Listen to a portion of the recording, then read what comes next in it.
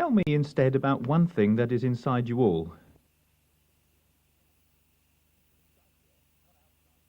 Inside you, eh? Not outside. What is inside us? This boy's silence is significant, a silence which runs the risk of lasting a long time, from nursery school, at primary school, at middle school, and it will become more profound as the years pass. Maybe we will never find an answer, if we, as St. Augustine said, continue to search for the truth outside ourselves.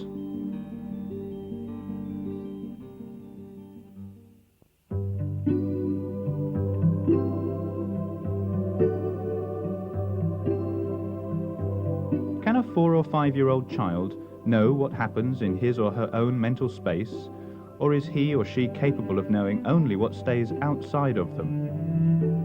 Think of an ice cream. Is it a real ice cream? It was real. It was real? Yes. Is it in your stomach? Yes. Have you eaten it? Yes. Can I eat it as well? Yes.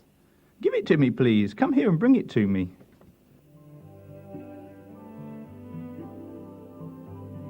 Piaget would say it was impossible to start preschool children on the road to conquer their interior freedom, as there is insufficient reasoning. The following interview seems to justify Piaget.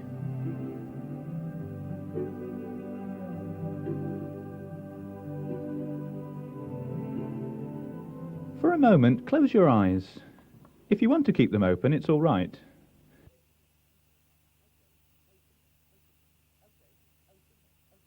Okay, open them.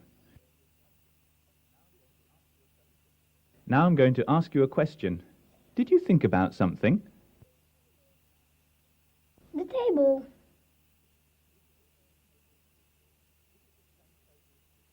Is it the same table she saw? Is it the same table she saw? Yes. Yes? Yes. Yes, so that means that when you all go to bed, you all have the same dream? Yes. Ah, yes. We have wanted to show that the children are capable of becoming aware by entering inside themselves, on condition that we offer them a method by which to do it, and the right expressive tools by which they can communicate their experiences.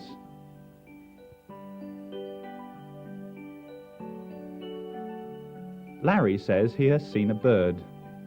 The teacher's aim is to make him aware of the subjectivity of the experience. I saw a bird. Really? I saw it round. The tummy underneath and the head above round. Did you see the wings? But the wings were down like this, closed, so I didn't see them. Can I see it as well? If you want to close your eyes and were inside me, you could see it. But you aren't inside me, so you can't see it.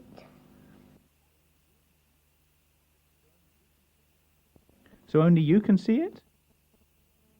Yes. The interviewer asks a girl if it is possible for him to see the same bird Larry has seen. Ah, no, you can't see it. How come I can't see it? Can't I? No, Why can't I? because you can't. No? No, well, try. You won't see it anyway. So why should I try then? You won't see it. I won't see it? Try. I'll try. Go on, let me try. Try it yourself. You tell me how. You close your eyes and you have to think. What do I have to think?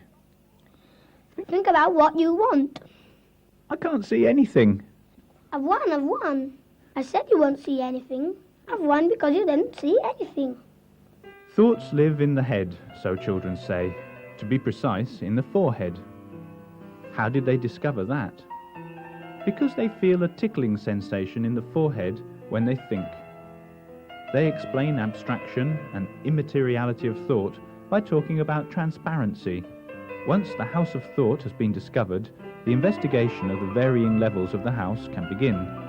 In this way, the children arrived at discovering corners, according to their definition. That calls to mind Freud's structure of the psyche.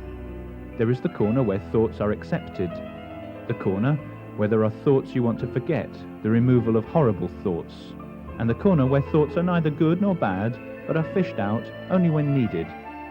Let's listen to the tape. There are 3 corners. The ones you talked about before? Then there are another 2. One where naughty people end up like the devil, which is all the people which want to kill people. And in the other corner is where the little fairies and the queen end up. The thought of all these things. In one corner there are the things to remember, and in the other, things to forget. So instead, the things which you don't remember go in another corner, where all the things are. To forget? To forget, because they are horrible. From the conscious mind to the warehouse where the things we don't like end up. In short, a third dimension of the mind, that dimension where memories are kept and are used when needed. Isn't it perhaps the pre-conscious? Let's listen to the tape. All right, according to Eleonora, there are 2 corners in our heads. No, now the thought there's 3. 3? Well, in one of them goes the things that you have to remember a bit, and the things which you don't have to remember a bit. For example, the things that your mum and dad tell you, to go to get the bread, to do the little things mum tells you, if she says no. So in there go all those things. I get it. The things that you have to remember at that moment, and then they aren't needed anymore. Is that right? Yes.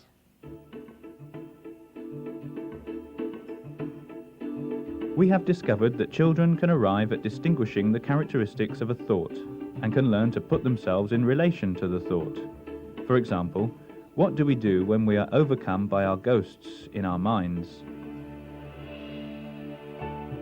The teacher offers a method, explaining that it isn't enough to refuse a thought so as to dominate it. Do you know what you must do if you want a thought to go away? What? Welcome, Mr. Thought. Now I'm going to stay here and look at you. And you look at him. And you know what he'll do after a while? He'll go away by himself. But if you throw him out instead, he'll stay all the more because he becomes bossy and he wants to stay on purpose. Do you understand? Being tolerant and accepting our innate darkness, the tolerance which precedes all that is different from us, all that is external to us. Here ends the documentation of steps taken in the education system of the nursery school, an experience which is worthwhile continuing